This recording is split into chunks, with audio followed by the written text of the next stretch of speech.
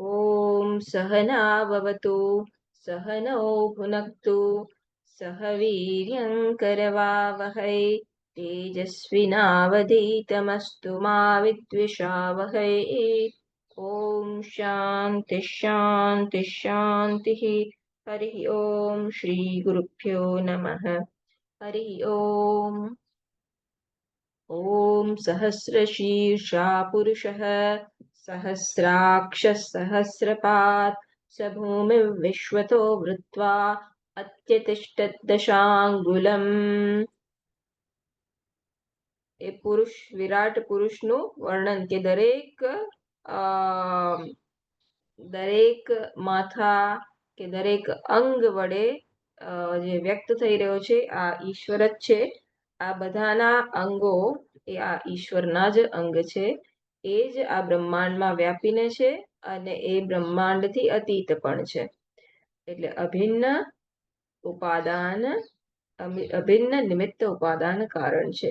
પુરુષ એવેદગું સર્વં યદ્ભૂતૈ યચ્ચતવ્યં ઉતામૃતત્વસ્યેશાનઃ યદન્યેનાતિરોહતિ. એ પુરુષ જ આ સર્વ છે. સર્વભૂતમાં, ભવિષ્યમાં અને વર્તમાનમાં પણ એ જ અમૃતના ઈશાન છે. એટલે એ જ ભોગ પણ આપી રહ્યો છે, કર્મ ફળદાતા છે અને એ મોક્ષ પ્રદાતા પણ એ પુરુષ વિરાટ પુરુષ એ નારાયણ જ છે. યદન્યેનાતિરોહતિ. એ જ આ અન્ન તરીકે, આ ભોગ્ય પદાર્થ તરીકે અહીં અવતર્યો છે, અહીં વિશ્વમાં આપણી સમક્ષ અવતર્યો છે. એતાવાનસ્ય મહિમા અતો જ્યાયાગુષ્ય પુરુષઃ પાદોસ્ય વિશ્વાભૂતાની ત્રિપાદસ્યામૃતં દિવી. આટલો જ આનો મહિમા છે એવું નથી. આનાથી વળી મહાન મહિમા તો આ પુરુષનો છે કે એના પાદોસ્ય વિશ્વાભૂતાની, એના એક પાદ માત્રથી જાણે કે એ આ વિશ્વ તરીકે અભિવ્યક્ત છે. અને એના સ્વરૂપમાં તો એ શું કહેવાય કે એના સ્વરૂપથી તો એ ચ્યુત થતો જ નથી. ત્રિપાદસ્યામૃતં દિવી. એ જ્યારે વિશ્વ તરીકે અભિવ્યક્ત થયો છે ત્યારે પણ એના સ્વરૂપમાં થોડોક પણ આંચ નથી આવતો. એ એના સ્વરૂપમાં સ્થિત છે. જેમ જળ આઈસબર્ગ તરીકે દેખાય ત્યારે પણ એ જળપણામાંથી બિલકુલ ચ્યુત નથી થતો, એમ એના ત્રણ પગ જાણે કે હંમેશા દિવી કે એના સ્વરૂપમાં જ સ્થિત છે. ત્રિપાદ ઊર્ધ્વ ઉદયિત પુરુષઃ પાદો ઓસ્યેહા ભવાત પુનઃ તતો વિશ્વં વ્યક્રામત શાસનાનશને અભિ. ત્રિપાદ ઊર્ધ્વમ ઉદયિત પુરુષઃ પાદો ઓસ્યેહા ભવાત પુનઃ. એ એના આ ત્રણ પગ જાણે કે એમના એમ છે. એટલે કે એના સ્વરૂપથી એ એમને એમ છે અને એના એક પાદ માત્રથી, એટલે એના એક અંશ માત્રથી આ આખું વિશ્વ પુનઃ એનું સર્જન, સ્થિતિ અને લયનું ક્રમ ચાલી રહ્યો છે. તતો વિશ્વં વ્યક્રામત શાસનાનશને અભિ. આ એના એક અંશથી જ આ જે વિશ્વનું સર્જન થાય છે એની હવે પછીની સ્ટોરી પુરુષ સૂક્તમાં કહે છે. એના હવે પછીનું વર્ણન આખા પુરુષ સૂક્તમાં છે કે કેવી રીતના એ એક અંશમાંથી, આ પરમાત્માના એક અંશમાંથી, આ વિરાટ પુરુષના એક અંશમાંથી આ વિશ્વ સર્જન કે મેનિફેસ્ટ કે અભિવ્યક્ત થાય છે. કેવી રીતના? શાસનાનશને અભિ. સજીવ અને નિર્જીવ જીવો તરીકે અથવા તો સજીવ અને નિર્જીવ રૂપે જડ અને ચેતન જીવ તરીકે એ અભિવ્યક્ત થાય છે.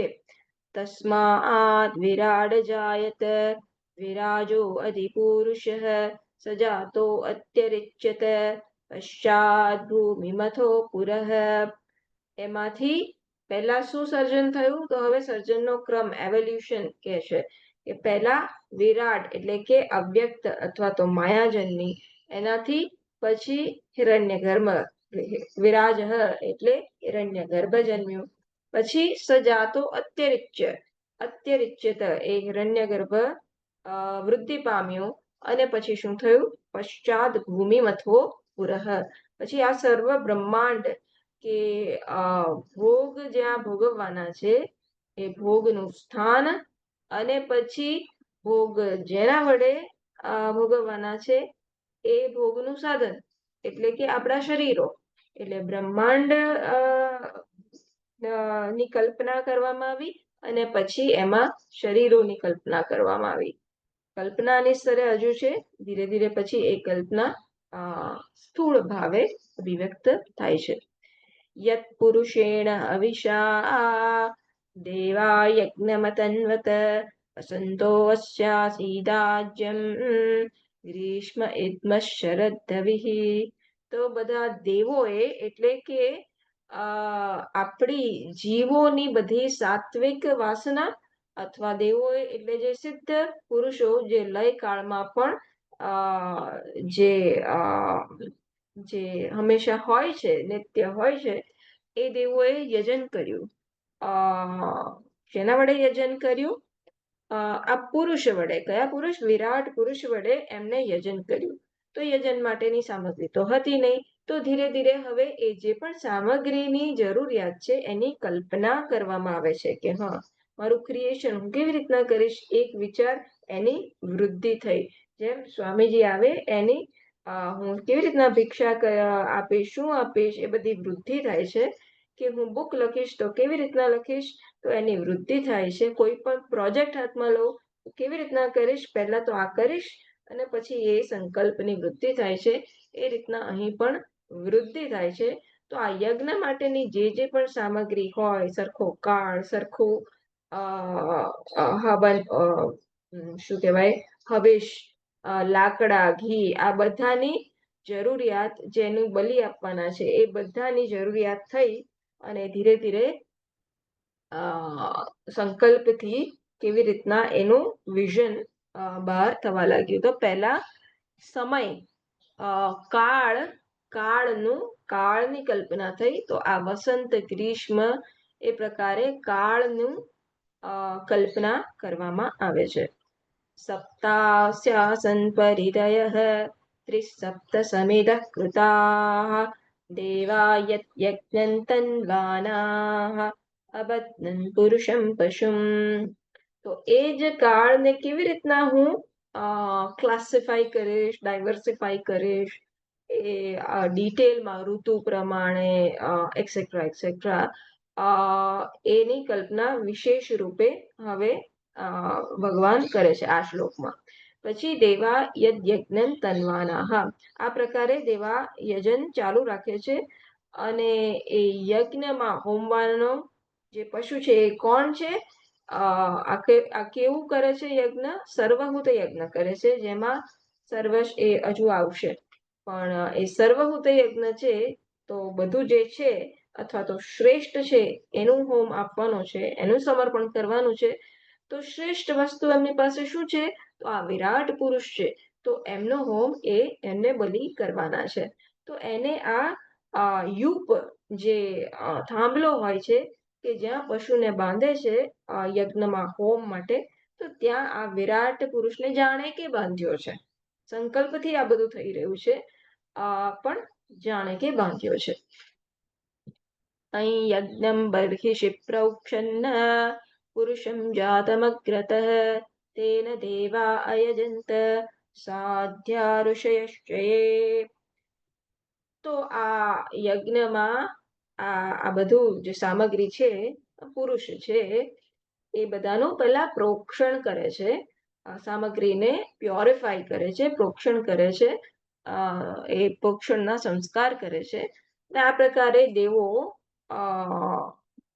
પૂજન કરી રહ્યા છે. દેવો સાધ્યા પણ અલગ પ્રકારના દેવો હોય છે, એ પણ પૂજન કરી રહ્યા છે. અને ઋષિઓ પણ પૂજન કરી રહ્યા છે. અને એ પૂજન કરવાથી હવે શું થયું? તો હવે ધીરે ધીરે આ બધું આ પુરુષમાંથી કેવી રીતના બધું ક્રિએશન થયું, કેવી રીતના સૃષ્ટિ જન્મી એનું વર્ણન છે. પુરુષમ જાતમ અગ્રતઃ.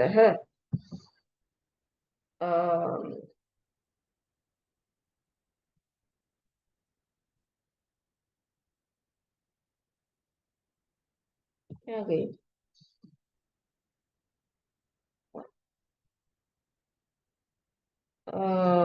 તેન દેવા અયજંત. હા, એ તો એના વડે દેવોએ યજ્ઞ કર્યો. પણ અગ્રતઃ પ્રથમ સૃષ્ટિના આરંભમાં. હા, અચ્છા. સો તે યજ્ઞમાં સૃષ્ટિના આરંભમાં ઉત્પન્ન થયેલા તે યજ્ઞના સાધન રૂપ પુરુષનું પ્રોક્ષણ કર્યું.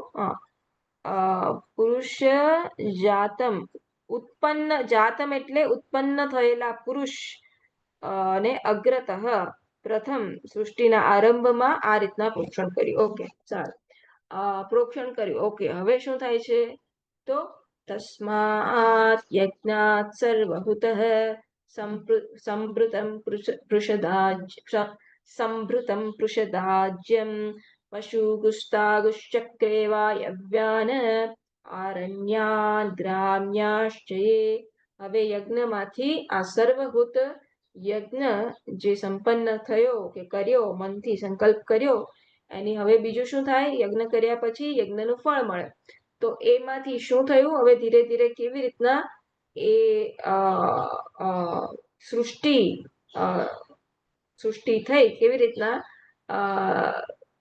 અનેક બધા પદાર્થો અને જીવો, અહીંયા તો જીવોની જ આપણે વાત કરી રહ્યા છે, અહીંયા અનેક પ્રકારના જીવો કેવી રીતના અભિવ્યક્ત થયા એની ચર્ચા છે. સંભૃતમ પૃષદાજ્યમ, પહેલું તો શું? જે પવિત્ર વસ્તુ હોય એનું ઉત્પાદન થાય. જેમ સમુદ્ર મંથનમાં પણ પહેલું શું આવ્યું? ઘણી બધી વસ્તુ પછી અમૃત આવ્યું, રાઈટ? એટલે એ રીતના પહેલું શું આવ્યું હતું ખબર નહીં, પણ અમૃત આવ્યું હતું ધીરે ધીરે. એ રીતના કોઈ સારી વસ્તુ એનું ફર્સ્ટ આઉટકમ શું છે? તો આ પવિત્ર વસ્તુ. તો એ રીતના પૃષદ આજ્યમ, દહીં અને ઘી એ પ્રકારનું પહેલું આઉટકમ, પહેલું ક્રિએશન છે, પહેલું સર્જન થાય છે.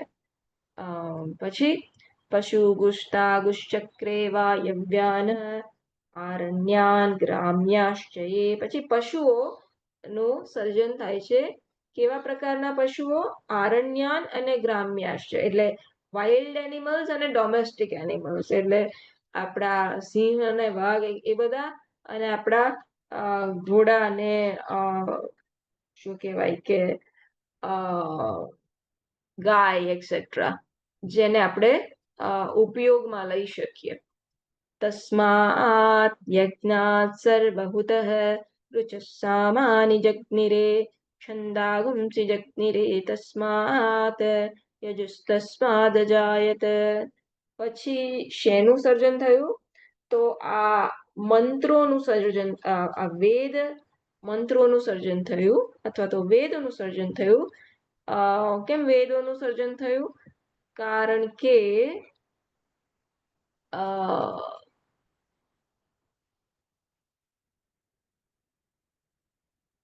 વેદ શું સમજાયું તું? વેદોનું સર્જન કેમ થયું? પહેલા નતો આવતું મંત્ર? ચલો,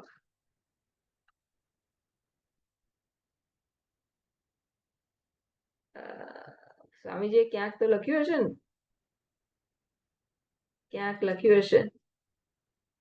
વેદના બીજા અંગોની પણ, હા, એટલે વેદના અંગ, એ બરાબર કે અચ્છા ચલો, પવિત્ર વસ્તુ એ રીતના સર્જન થયું, એ રીતના પણ જોઈ શકાય.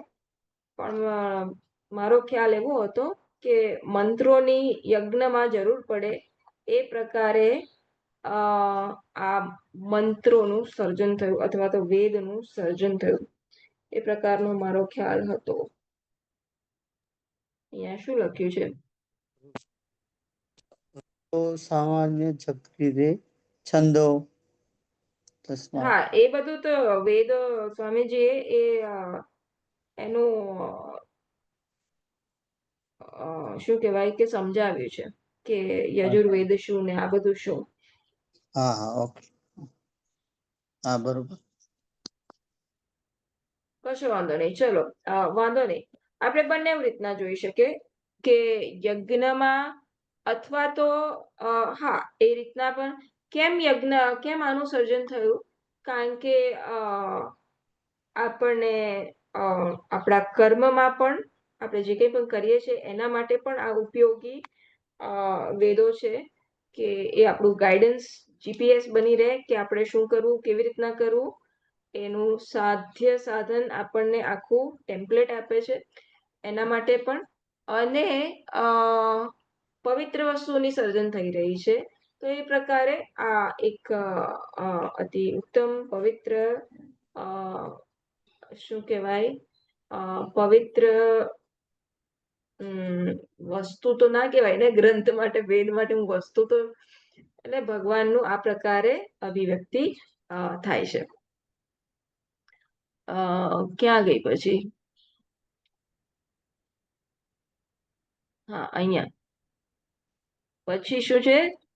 તસ્માદશ્વા અજાયંત યે કેચો ભયાદતઃ ગાવો હજગ્નિરે તસ્માત જાતા અજાવયઃ. હવે કયા પ્રકારના આ હું જોઈ લઈશ, પછી ક્યાંય ક્લારિટી કરવાની હશે ને તો હું પાછી કરી લઈશ. અને હતું કે આપણે પેલું અત્યાર સુધી જોયું એમાં વણી લીધું હશે. અને મારો એવો જ ખ્યાલ હતો કે એ યજ્ઞ માટે ઉપયોગી છે, માટે એનું પહેલા સર્જન થાય છે આ પ્રકારે. એ પ્રકારનો મારો ખ્યાલ હતો. Should have written it in English. 8th મંત્ર છે ને, જ્યાં સુધી એક મગજમાં કીડો ગયો ને એટલે પછી એ જલ્દી જાય નહીં. ઉભા રહો. 11મો. એમાંથી હા તસ્માત. બરો મંત્ર ભગવાન મંત્ર એને 11. હા 10મો કે 11મો. ઓકે ચલો, એમાં બહુ કઈ એટલે આ ક્રિએશનના ભાગમાં જ આ બધું જન્મ્યું, તે જન્મનો પેલો સિક્વન્સ જ છે, એમાં પછી બીજું કઈ વિશ્લેષણ છે નહીં કે કેમ અત્યારે આ બોર્ન થયું. પણ આપણે એટલું એવી રીતના જોઈ શકીએ કે એક તો આપણને વેદ બંને ભોગ માટેની પણ સામગ્રી દર્શાવે છે અને મોક્ષ માટેની પણ સામગ્રી દર્શાવે છે. આ પ્રકારે જે જીવોને જરૂરી હોય એ બધી સામગ્રી આ વેદોમાં છે, તો માટે આનો જન્મ આ પ્રકારે આમ થયો. પહેલા તો આ હા તો પશુઓનો જ એટલે પશુઓનો જ અભિવ્યક્તિ થઈ કે થશે, જેનાથી માણસ જાત એમનું જીવન ગુજરાન કરી શકે. અને પછી આ વેદોનું સર્જન થયું, જેનાથી માણસ કેવી રીતના જીવવું એની સૂઝ પ્રાપ્ત કરી શકે. આ પ્રકારે આપણે કદાચ એને સમજી શકીએ. આગળ તસ્માદ અશ્વા આ વાંચી લીધું ને આપણે. હા, પછી હવે કેવી રીતના ક્રિએશન થાય છે ડિટેલમાં, એમાંથી હવે ઘોડા જન્મ્યા. કે ઘોડા જે યજ્ઞોમાં બલિ આપવાની હોય છે, તો પહેલા ઘોડા જન્મ્યા.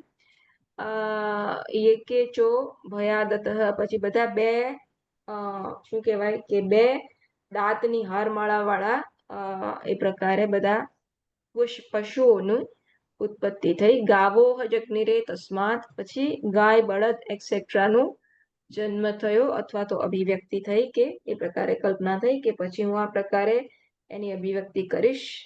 તસ્માત જાતા અજાવયઃ, પછી આ ઘેટા અને બકરા એની અભિવ્યક્તિ થઈ. યત પુરુષમ વ્યદધુઃ कतिधा व्यकल्पयन् मुखं किमस्य कौ बाहु का भूरुपादावुच्यते। તો આ યજ્ઞમાં જે પુરુષની આહુતિ આવવાની છે કે જે પુરુષની કલ્પના કરવામાં આવી છે, આ કલ્પનાના સ્તરે છે, રાઈટ બધું. એ એ પુરુષ કેવો છે, કેવા માથાવાળો છે, કેવા હાથવાળો છે, એક્સેટ્રા. તો એ પુરુષ કેવો છે એના અંગેના પ્રશ્નો અહીં કર્યા, અને પછી એના ઉત્તર રૂપે કોણ એનું માથું છે, કોણ એના પગ છે, કોણ એના હાથ છે, એક્સેટ્રા એક્સેટ્રા. એના ઉત્તર રૂપે 13માં કહે છે, બ્રાહ્મણો મુખમાસીત બાહુરાજન્ય કૃતઃ પુરુ તદસ્ય યદ્વૈશ્ય પદ્ભ્યાગુમ શૂદ્રો અજાયત. તો આ બ્રાહ્મણ એનું મુખ છે, આ ક્ષત્રિય એના બાહુ છે, વૈશ્ય એના ઉરુ છે, અને પદભ્યા એ શૂદ્ર છે. અથવા કે મુખમાંથી આ બ્રાહ્મણનો જન્મ થાય છે, કારણ કે આ રૂપે છે આ પુરુષ. એટલે પછી જ્યારે અભિવ્યક્તિ થાય છે સર્જનની પ્રક્રિયામાં, તો આ મુખમાંથી જાણે કે બ્રાહ્મણોની ઉત્પત્તિ થાય છે, ક્ષત્રિયોની બાહુમાંથી, ઉરુમાંથી આ વૈશ્યની, અને ચરણમાંથી શૂદ્રની. શું સ્વામીજીએ સમજાવ્યું છે કે કેવી રીતના આનું તાત્પર્ય શું છે. આનું તાત્પર્ય એવું નથી કે ઊંચ નીચ, આ અંગ ઊંચું કે આ અંગ નીચું, પણ કેવી રીતના મારા શરીરમાં આ મારું માથું છે, આ મારા હાથ છે, આ પગ છે, એક્સેટ્રા. તો એને હું જુદું નથી જોતો, આ એક જ શરીરના અંગ છે. અને તો હાથ કપાવવાનું હોય તો માથું એવું નથી કહેતો કે ભલે ભલે જ્યાં ને, મારે ક્યાં હાથની જરૂર છે. એને એટલી જ આત્મીયતા છે હાથમાં પણ જેટલી આ માથામાં છે. એટલે કેવી ઐક્ય છે આપણા બધા અંગોમાં, એને હું એક તરીકે જોઉં છું.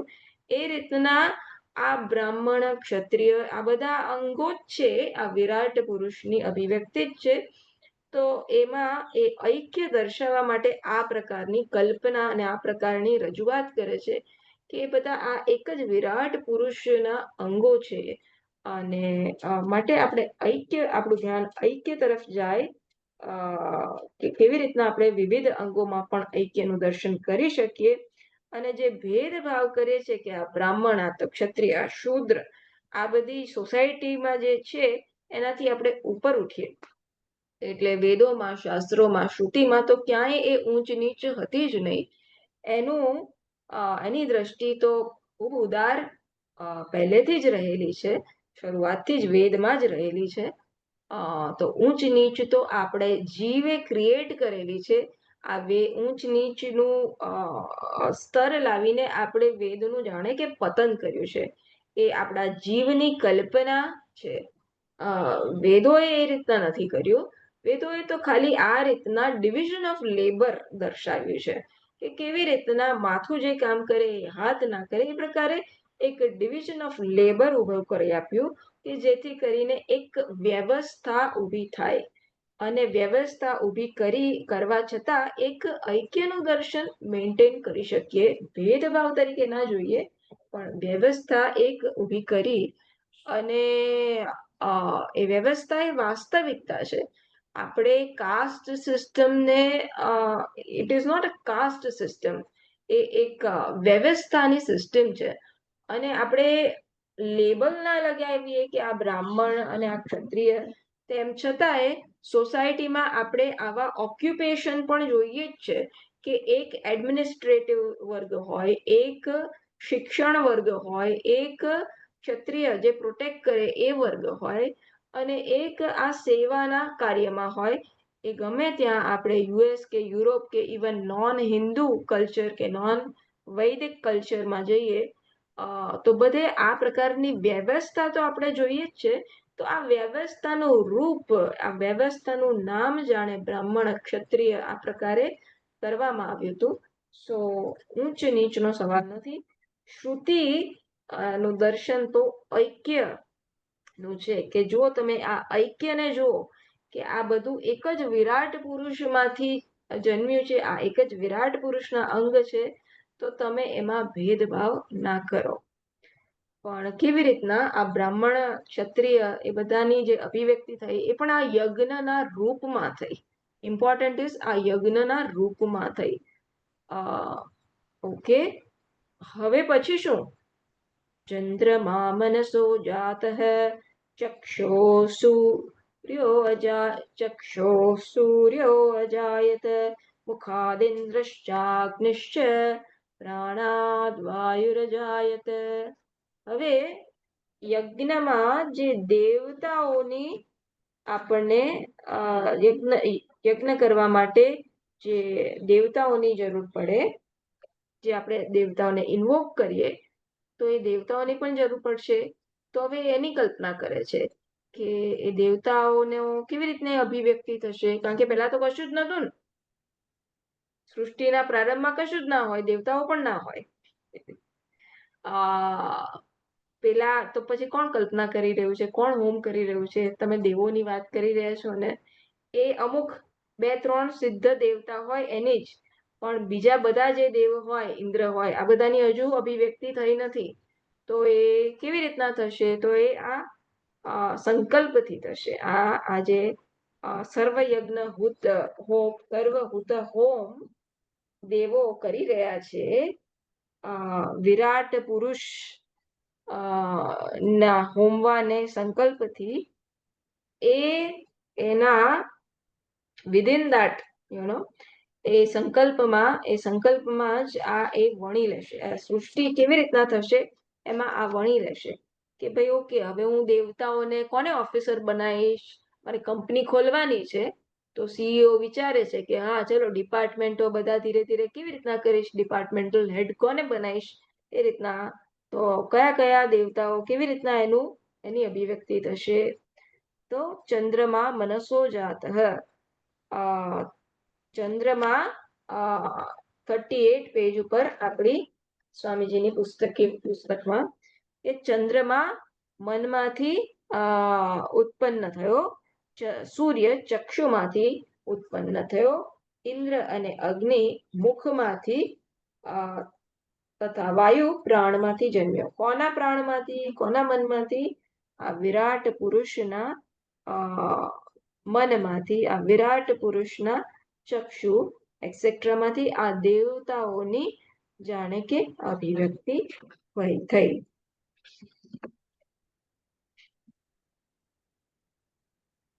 પછી નાભ્યાસીદંતરિક્ષમ શીર્ષ્ણોદ્યૌ સમવર્તત પદ્ભ્યામ ભૂમિતિ શ્રોત્રાત તથા લોકાગુમ અકલ્પયન. પછી 3 લોકની કેવી રીતના ઉત્પત્તિ થઈ? પછી આ દેવતાઓની ઉત્પત્તિ થઈ, અને હવે 3 લોકની ઉત્પત્તિ થઈ કે નાભ્યામ આસીદ અંતરિક્ષમ, નાભીમાંથી અંતરિક્ષ ની અભિવ્યક્તિ થઈ, સંકલ્પ મેન્ટલી. શીર્ષનો દેવ સમવર્તત, મસ્તકમાંથી સ્વર્ગ લોકની ઉત્પત્તિ થઈ, ચરણમાંથી પૃથ્વીની, અને કર્ણમાંથી દિશાઓની ઉત્પત્તિ થઈ. આ રીતે સર્વલોકની કલ્પના કરી. અકલ્પયન, રાઈટ? છેલ્લે કીધું આ બધું જન્મ્યું, પછી શું કીધું? તથા લોકા અકલ્પયન. આ પ્રકારે લોકોની આ પ્રકારે બધા જગતની, લોકની, બ્રહ્માંડની કલ્પના કરી.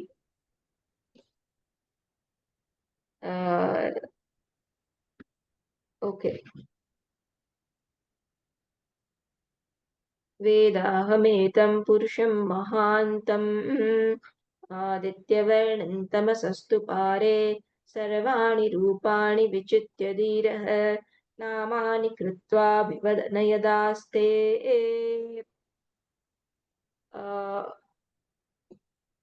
સો આ પ્રકારે પહેલા તો આ પ્રકારે કલ્પના કરીને, ક્યાં હતું?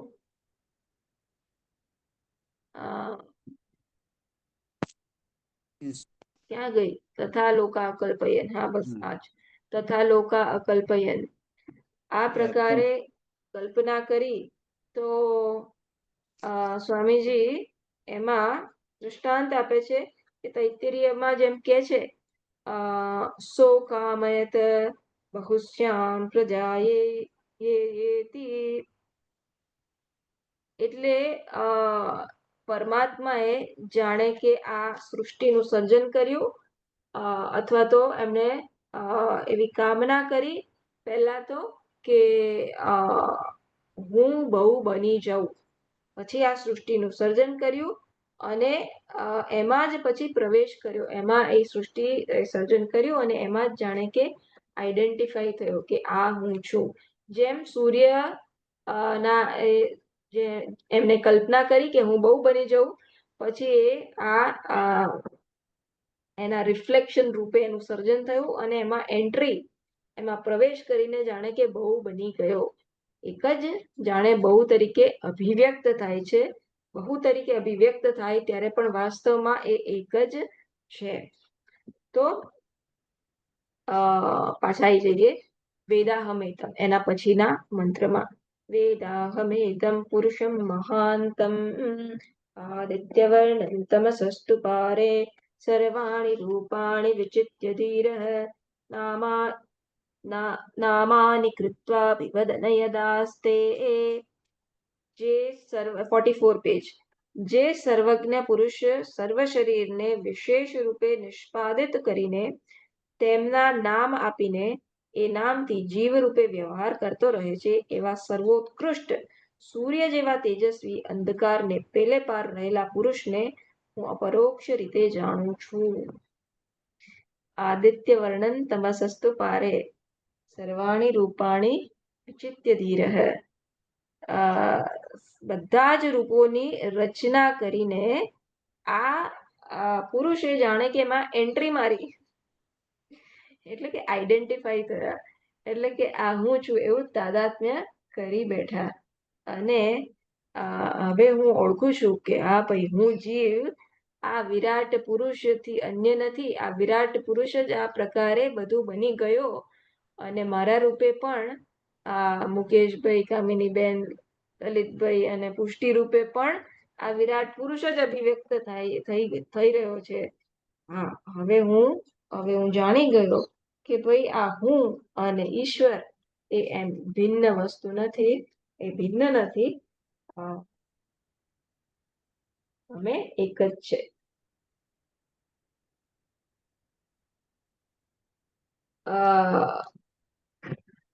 તો એ પુરુષનું લક્ષણ શું છે?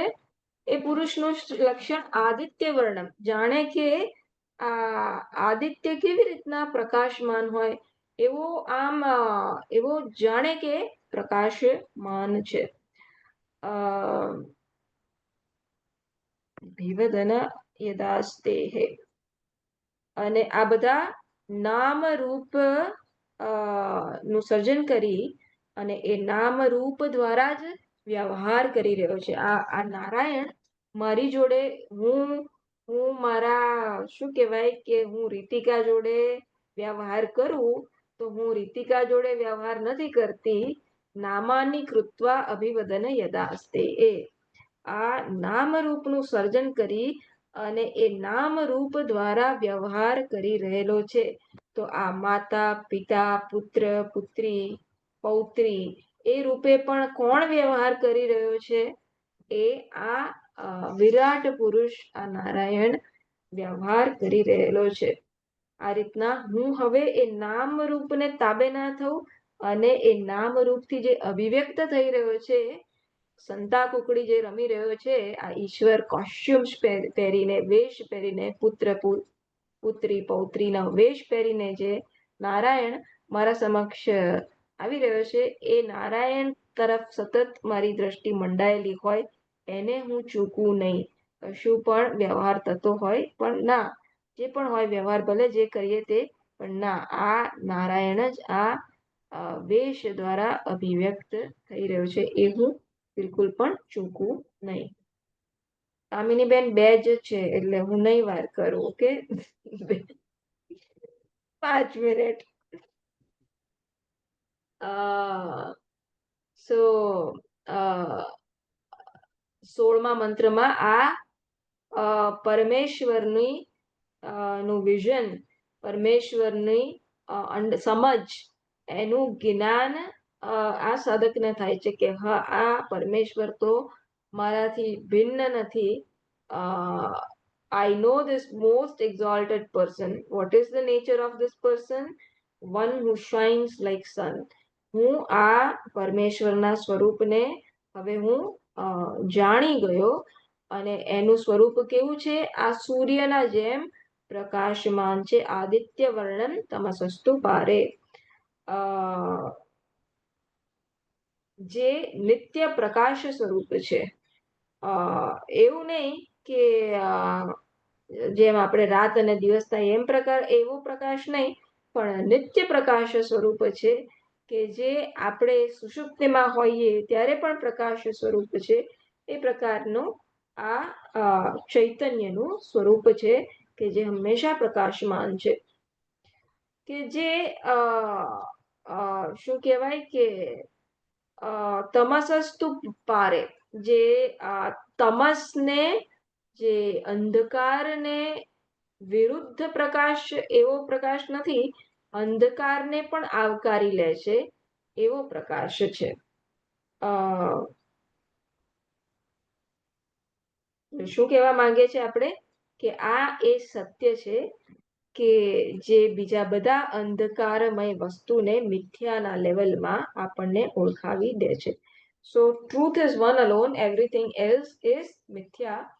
એટલે હવે આ માણસ સમજે છે કે આ પુરુષ જ આ બધા રૂપે અભિવ્યક્ત થઈ રહ્યો છે. બાકી બધું તો વેશ છે, બાકી બધું મિથ્યાના સ્તરે છે. આવનારું જ નવું છે. મિથ્યા એટલે કે એ અનચેન્જિંગ નથી. એ શું કહેવાય, હંમેશા એવું ને એવું રહેશે એવું નથી. અથવા તો એ જે કેપેસિટી, જે પણ એનું શક્તિ પ્રદર્શિત કરે છે એ એની શક્તિ નથી, એ તો આ પુરુષની શક્તિ છે. એ રીતના એ હવે એનું તત્વ સમજે છે કે પુરુષ એનું તત્વ છે. અને આ પ્રકારે આ સાધક આ પ્રકારે એને સમજે છે, પુરુષને સમજે છે કે આ પુરુષ તો હકીકતમાં આ પુરુષને હું આ પ્રકારે જાણું છું કે આ પુરુષ જ આ બધા નામ રૂપમાં એન્ટર થઈને એ વ્યવહાર કરી રહ્યો છે. અને એ પુરુષને હું ખાલી પરોક્ષ રીતના નહીં, હવે હું અપરોક્ષ રીતના, એટલે કે મારાથી અભિન્ન છે એ પ્રકારે હું જાણું છું. આગળ ધાતા પુરસ્તાદ્યમુદા જહાર શક્ર પ્રવિદ્વાન પ્રદિશશ્ચ તસ્રઃ તમેવં વિદ્વાન અમૃત ઇહ ભવતિ નાન્યઃ પંથા અયનાય વિદ્યતે. સો પછી ધાતા પુરસ્તાદ,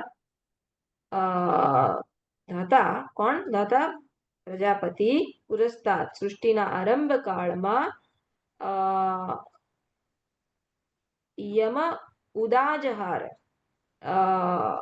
જેને પ્રસિદ્ધિ કરી કે જેની પ્રખ્યાતિ કરી, શક્ર પ્રવિદ્વાન પ્રદિશશ્ચ તસ્રઃ.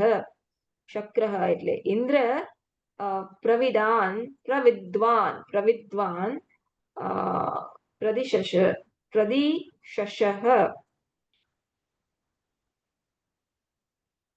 તો સૃષ્ટિના આરંભ કાળમાં પ્રજાપતિએ જે પુરુષની ચારે દિશાઓમાં રહેલા સર્વ પ્રાણીઓને સારી પેઠે જાણનારા ઇન્દ્રને માટે પ્રસિદ્ધિ કરી, તેને આ પ્રમાણે જાણનાર વિદ્વાન આ જન્મમાં જ અમર થાય છે. અમૃતત્વની પ્રાપ્તિ માટે અન્ય કોઈ માર્ગ નથી. તો શું છે જિષ્ટ? કે આ પ્રકારે વિરાટ પુરુષને જાણવાથી શું થાય છે? અમૃતત્વની પ્રાપ્તિ થાય છે. રિઝલ્ટ કે છે આ પ્રકારે હવે પુરુષને જાણવાથી શું થાય છે? અમૃતત્વની મોક્ષની પ્રાપ્તિ થાય છે. મોક્ષની પ્રાપ્તિ માટે બીજો કોઈ જ્ઞાન સિવાય, સમજ સિવાય બીજો કોઈ માર્ગ નથી. એ આનું તાત્પર્ય છે. અને આગળનું જે સેન્ટેન્સ છે એ એની શું કહેવાય કે એનું એમ્ફોસિસ કરવા માટે એ પ્રકારને કીધું છે કે સૃષ્ટિના આરંભ કાળમાં, લેટ અસ સી અહીંયા શું લખ્યું છે.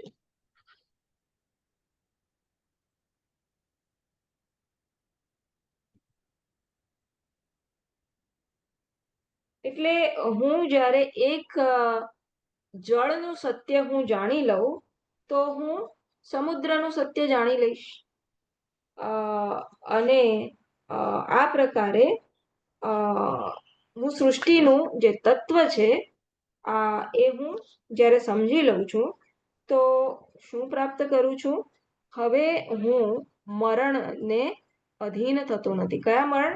દુઃખરૂપ મરણ અને આ શરીરનું મરણ. એ જે હું અત્યાર સુધી મારું જે વેશને તાદાત્મ્ય, વેશની જોડે તાદાત્મ્ય કરીને આ વેશનું મરણ થાય તો મારું મરણ એમ કરતો તો એ હવે થતું નથી. એટલે અમૃતત્વ જે મારું સ્વરૂપ છે જ એને હું ઓનઅપ કરું છું. એ હું પ્રાપ્ત કરું છું, એઝ ધો પ્રાપ્ત કરું છું, જાણે કે પ્રાપ્ત કરું છું. હું જાણું છું કે આ મારું મોક્ષ, મારું સ્વરૂપ જ છે. અને આ પ્રકારે આ ઈશ્વરને જાણવાથી, નારાયણને જાણવાથી હું મારા સ્વરૂપને પણ જાણું છું. ઈશ્વર મારાથી અન્ય નથી, હું ઈશ્વરથી અન્ય નથી. ઈશ્વર જ મુજ રૂપે, મુજ જીવ રૂપે અભિવ્યક્ત થઈ રહ્યો છે. મુજ અને અન્ય જીવ તરીકે અભિવ્યક્ત થઈ રહ્યો છે. આ સત્ય હું જ્યારે જાણું ત્યારે બધા વેશ ની આઈડેન્ટિફિકેશનથી જે હેલ્પલેસનેસ અત્યાર સુધી હું અનુભવી રહ્યો હતો એનાથી હવે હું મુક્ત થાઉં છું. છેલ્લો મંત્ર. યજ્ઞેન યજ્ઞમયજંત દેવાઃ તાનિ ધર્માનિ પ્રથમાન્યાસન તે હનાકમ મહિમાનઃ સચન્તે યત્ર પૂર્વે સાધ્યા સંતિ દેવાઃ.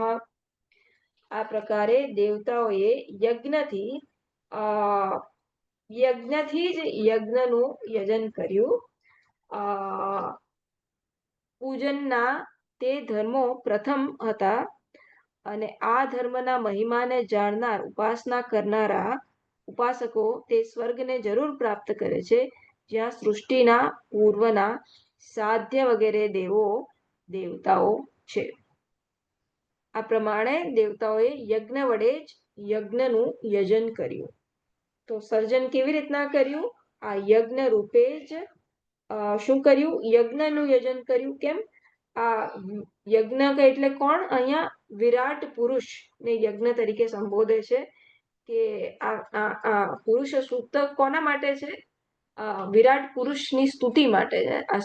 આ સ્તુતિનો સૂક્ત છે કે કેવી રીતના આ વિરાટ પુરુષે અભિવ્યક્તિ કરી. તો આ વિરાટ પુરુષની પૂજા આપણે કરી રહ્યા છે. તો કેવી રીતના કરી? આ યજ્ઞ વડે જ યજ્ઞનું યજન કર્યું. તો યજ્ઞ વડે જ આ વિષ્ણુ રૂપી નારાયણનું યજન એટલે કે પૂજા દેવતાઓએ કરી. આ દેવતાઓ કોણ છે? દેવતાઓ આ મુમુક્ષુ છે. મોક્ષની ઈચ્છા કરનાર દેવતાઓએ આ પ્રકારે યજ્ઞ વડે આ વિષ્ણુ રૂપ દેવ નારાયણનું યજન કર્યું. તેઓ યજ્ઞમાં જ યજ્ઞની આહુતિ આપે છે. આમ આ સમગ્ર સૃષ્ટિ એક યજ્ઞ, એક સમર્પણની ભાવનાથી ઉત્પન્ન થયું છે. Thus the gods performed sacrifice by the sacrifice. કેવી રીતના યજ્ઞ કર્યું? યજ્ઞ એટલે ત્યાગ. કેવી રીતના ત્યાગ કર્યો? ત્યાગથી ત્યાગ કર્યો. One of the incarnation of Lord is યજ્ઞ. ભગવાનની એક ઇન્કાર્નેશન ને શું કહીશું?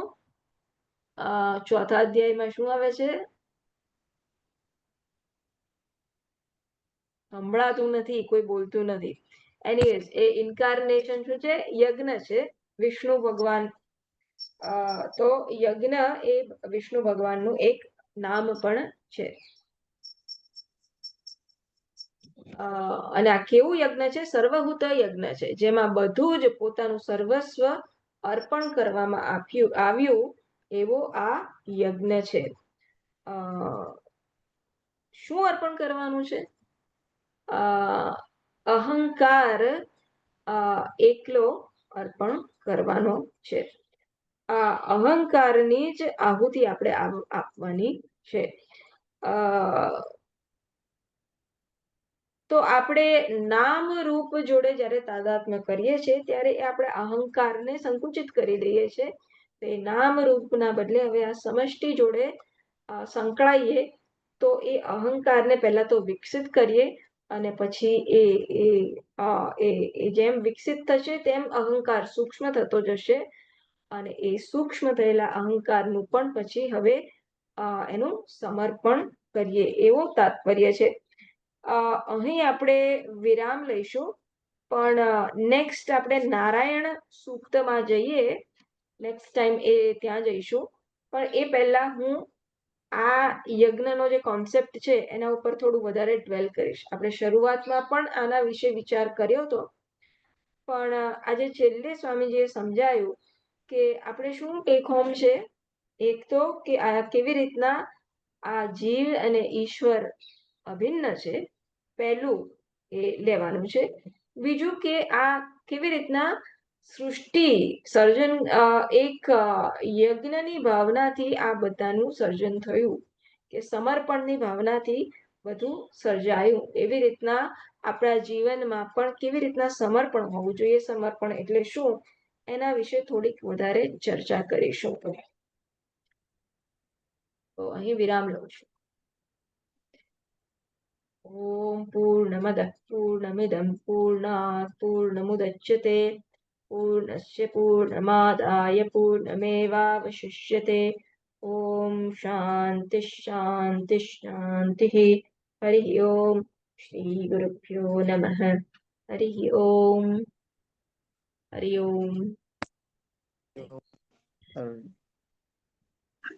હરિઓમ. સર્વ ત્યાગનો પણ ત્યાગ કરવાનો. હા, હરિઓમ. અંતે સર્વ ત્યાગનો પણ ત્યાગ કરવાનો. ત્યાગનો પણ ત્યાગ અને ત્યાગનારનો ત્યાગ, એ જ ખરો હા. ત્યાગ છે. ત્યાગનારનો ત્યાગ કરીશું ત્યારે એ ઐક્યને પામીશું. હા. ત્યાગનારનો ત્યાગ કરતા નથી એટલે એ ઐક્ય સુધી પહોંચી નથી શકતા. છેવટે ત્યાગનારનો પણ ત્યાગ કરવાનો. કાલે મળીએ છીએ 12 વાગે, બરાબર? ઓકે. હરિઓમ. હરિઓમ. હરિઓમ બધાને. હરિઓમ. હરિઓમ.